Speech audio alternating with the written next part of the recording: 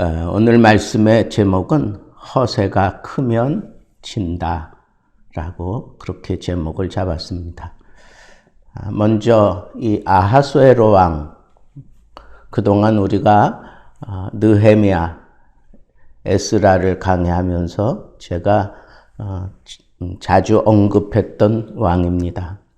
이 아하수에로 왕이 이렇게 등극한 때가 언제냐 하면 이스라엘 백성들이 1차 포로 귀환을 고레스 왕이 명령을 해서 바벨론 포로 생활을 마치고 1차 귀환을 하고 난 다음에 약 80여 년이 흐르고 난 이후에 에스라를 통하여 제2차 귀환이 이루어지게 되는데, 그때 바로 이 아하수에로 왕이 통치하던 그 시기예요.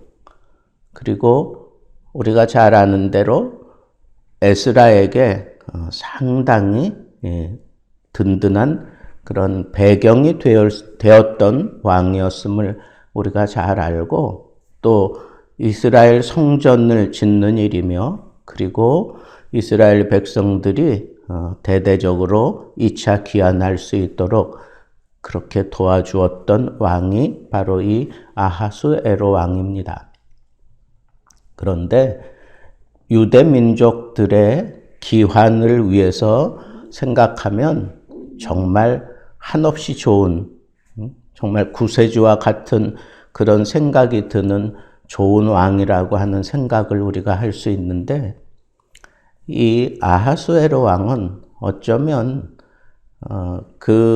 이 페르시아의 가장 전성기 시절에 왕위를 맡으면서 상당히 이 허세가 커진 왕이라고 볼 수 있습니다. 자기 아버지가 만들어 놓은 20개 정도 되는 그런 구역을 120개로 만들어 놨잖아요. 여기 지방으로 만들어 놨죠. 크게 큰 뭉치를 이렇게 잘라 가지고 그렇게 만들어 버렸어요. 뭔가 자기를 드러내기 위해서 그런 왕이다라고 우리가 생각할 수가 있어요.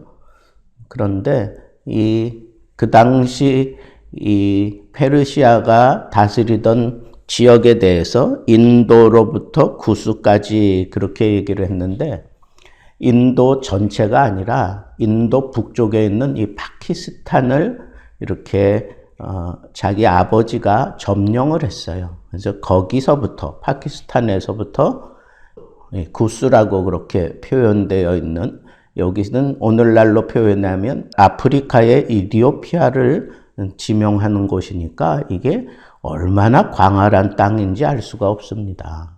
굉장히 넓은 땅을 이 당시 페르시아가 다스렸다라고 하는 이 사실을 생각해 볼 때, 거기에 이 조그만 유대 땅, 예루살렘 성전, 간의 기별이나 되겠어요?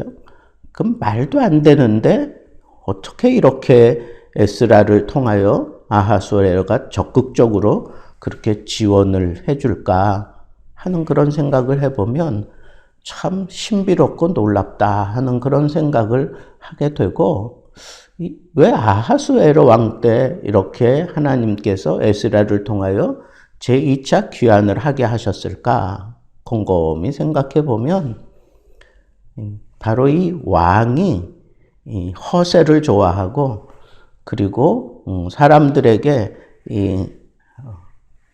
자랑하고, 그리고 뭔가를 베풀기를 좋아하는 그런 사람이었으니까 하나님께서 그 사람의 그 심성이나 그 모든 것들을 다 헤아려서 이렇게 제2차 귀환을 통해서 예루살렘 성전을 잘 건축할 수 있도록 그렇게 아낌없이 막 그렇게 후원해 주도록 만드셨겠구나 하는 생각을 저는 해보는 겁니다. 왜 하나님께서 그것도 이방 왕을 통해서 하나님의 성전을 이렇게 다 온전하게 짓도록 그렇게 제2차 귀환을 돕도록 하셨을까? 그런 사람이니까 이게 가능했다는 거예요.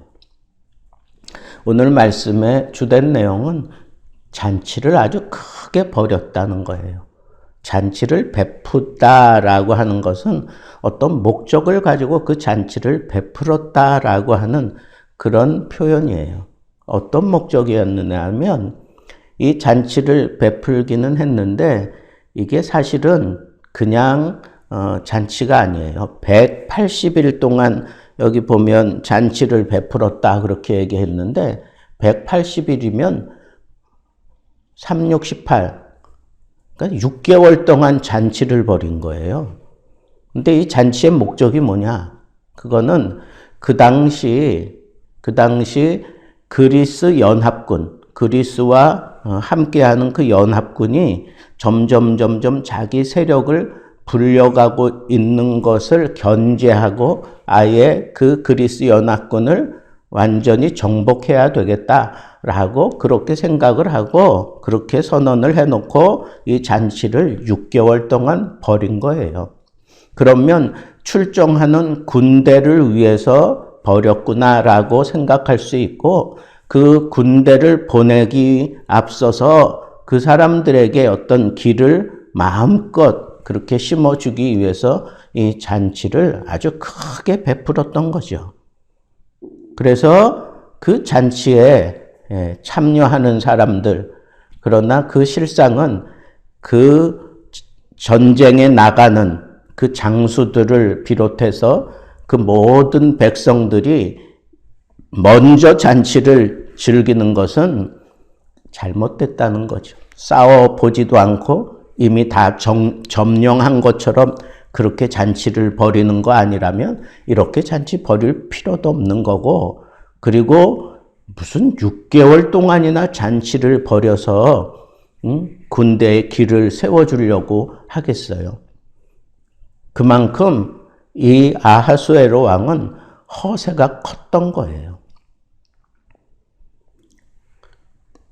군사 작전을 짜는데 6개월 걸리겠습니까?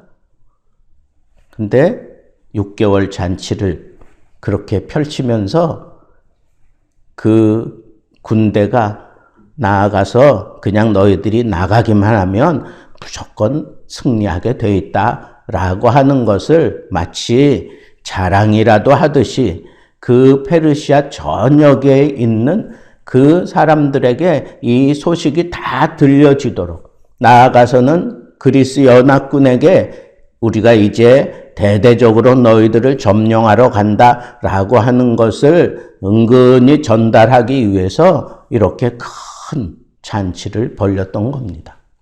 날짜만 긴 게 아니에요. 거기 보면 그 잔치를 다 마치고 난 이후에 그 다음에 이 날이 지남에 왕이 또 도성 수산에 있는 귀청관 백성을 위하여 왕군 후원들에서 7일 동안 잔치를 베풀었다 그랬습니다. 첫 번째 그 잔치는 군대를 위한 그런 사기 진작을 위한 잔치였다면 그거 마치고 난 다음에 이 수산궁은 그 당시 이 페르시아 지역이 넓기 때문에 이 성이 이렇게 봄, 여름, 가을, 겨울 기거하는 성이 따로 있어요. 제가 러시아 단기 선교 갔을 때 그 여름 궁전이 있고 겨울 궁전이 따로 있고 그렇더라고요. 그런 것처럼 여기도 이 수산궁은 겨울 궁전이에요. 그리고 앙메다 궁전도 있고, 그리고 크리니폴리스라고 하는 그런 궁전도 있고, 그 다음에 바벨론 궁전도 있어요. 그러니까 계절에 따라 왕이 머무는 곳이 다른데 여기 수산궁은 겨울에 머무르는 그런 성입니다. 그런데 그 수산궁은 상당히 교통이 편했던, 무역이 활발하고 교통이 편했던 그런 궁이었기 때문에 거기서 이렇게 대대적으로 잔치를 바로 그때 벌리는 것 하며, 그리고 이 무역로를 통해서 자기들의 이 출정 소식을 알리고 싶어 하는 그런 속내가 거기 담겨져 있겠구나라고 하는 것도 우리가 역사적인 그런 배경과 지리적인 배경을 보면 충분히 그 허세를 또 느낄 수도 있다고 하는 사실을 알 수가 있고, 그 다음에 그 수상궁에서 이미 승리를 한 것처럼 오로지 자기만을 위하여, 이제는 군대를 위해서가 아니라 그 수상궁에 집중하고 있는 그 모든 백성들 아무나 와서 참여할 수 있도록 그렇게 잔치를 7일 동안 베풀어 주는데, 그 규모가 어마어마합니다. 거기 깔리는 그런 대리석이며 의자 하나를 깔아도 아주 최고급으로 거기다가 다 세팅을 하고 있는 그런 모습들을 보고, 마시는데도 법도가 있고 억지로 마실 필요도 없고, 왕이 모든 국내 관리에게 명령해서 각 사람이 마음대로 이걸 먹던 저걸 먹던 또 어떤 자세로 먹던 누구를 데려와서 그런 거 아무 거리낌이 없다는 거예요. 자기 마음대로 하라는 거예요. 그런 식으로 이렇게 잔치를 벌여놓고 있는 것을 보게 됩니다. 여러분, 이 아하수에로 왕은 정말 허세가 큰 왕이었구나라고 우리는 오늘 본문 말씀을 통해서 충분히 우리가 생각해 볼 수가 있습니다. 그런데 실제로 그 전쟁을 위해서 6개월 동안이나 나름대로 꼼꼼하게 준비했을 것 아닙니까? 그런데 6개월 동안 그들이 꼼꼼하게 작전을 짜고 나갔지만 이 그리스 연합군에게 아주 보기 좋게 패배합니다. 그게 역사적으로 유명한 살라미스 전투입니다. 이 살라미스 전투에서 그리스 연합군에게 아주 보기 좋게 패배하고 말았습니다. 이 사실을 통해서 우리는 깨닫습니다. 성경 말씀에 세상의 재물이나 권세를 의지하고 떠벌리는 사람들, 자랑하는 사람들은 지극히 어리석고 허탄한 일이다라고 하는 사실을 우리에게 또 한 번 깨닫게 해줍니다. 그러니까 우리는 어떻게 살아야 됩니까? 전쟁을 하든 아니면 우리가 일상을 살아가든 우리 삶의 자리에서 절대로 허세를 부려서는 안 됩니다.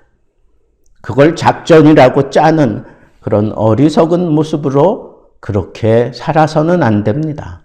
아무것도 아닌데 허세를 부리는 것도 문제가 있지만 자기가 굉장한 권력자다라고 생각하고 사람들에게 허세를 앞세우면서 전쟁을 마치 승리한 것처럼 그렇게 생각하는, 자기가 가지고 있는 권력이 최고라고 생각하는 이런 교만한 모습도, 이것도 결국은 다 패배할 수밖에 없다고 하는 이 사실을 우리에게 보여주기 때문에 우리의 삶 속에서는 허세의 허자도 나타나지 않도록 우리는 정말 진실하게 살아야 됩니다. 진실하게. 제가 예전에 있던 교회에서 하나님 앞에 예배 드리러 들어가서 제일 먼저 부르는 그 임예송이 진실하게 진실하게 그 찬양 불렀어요. 근데 그게 참 마음에 와 닿았어요. 여러분, 우리가 하나님 앞에서 살아가는 사람들이기 때문에 우리는 언제나 신실하게, 진실하게 살면서 세상을 이겨야 합니다. 절대로 세상의 권력을 탐하지 마세요. 세상의 권세를 등에 업고 이기려고 하는 그런 태도도 다 버리세요. 진정한 승리는 하나님으로부터 오는 것이고 하나님이 이기게 하시는 거예요. 하나님을 붙들어야 됩니다. 하나님과 함께하면 언제나 우리는 승리할 수 있습니다. 가끔 가다가 우리가 점점 강해지고 그러면 괜히 허세를 떨어서 상대방을 기를 죽이려고 하는 그런 잘못된 전략을 짜는 그런 경우가 있습니다. 여러분, 우리는 하나님 앞에 서는 그날까지 진실하게 삽시다. 진실한 모습으로 살면서 우리에게 쌓여지는 경험과 능력치가 상당한 정도로 쌓여졌을 때, 그때 겸손하게, 그때 진실함을 잊지 않고 하나님을 바라본다면 우리는 언제나 하나님 앞에서나 사람들 앞에서나 실수하지 아니하고 승리할 수 있는 삶을 살아갈 수 있다고 하는 것 우리가 생각한다면, 그렇다면 우리는 언제나 우리 삶의 자리에서 하나님께 묻는 태도를 가져야 돼요. 하나님, 내가 이렇게 전쟁에 나가는 것이 옳습니까? 하나님, 내가 이렇게 준비했는데 하나님, 내가 나아가야 합니까? 잘 나아가던 여호수아가 기브온 사람들의 그 변장을 의심하면서도 그냥 받아들일 수밖에 없었던 것은 바로 그 마음에 내가 하면 되지라고 생각하는, 내가 결정하는 대로 되는 거지라고 생각하는 그 마음에 흔들렸던 겁니다. 그래서 성경은 분명하게 얘기합니다. 여호와께 묻지 아니하고, 여호와께 묻지 아니하고. 여러분, 우리가 이 세상 허세 없이 살아가려면 점점 강해질수록 허세하기 쉬운 그런 함정에 빠지지 않으려면 우리는 언제나 여호와께 묻는 태도를 가지고 오늘도 여호와께 묻는 태도로 이 하루를 시작하면서 이 하루 우리 주님 안에서 승리하고 마음껏 평화를 누리고 마음껏 우리 주님으로 말미암는 기쁨이 여러분들 삶 속에 일어날 수 있기를 우리 주님의 이름으로 축복합니다.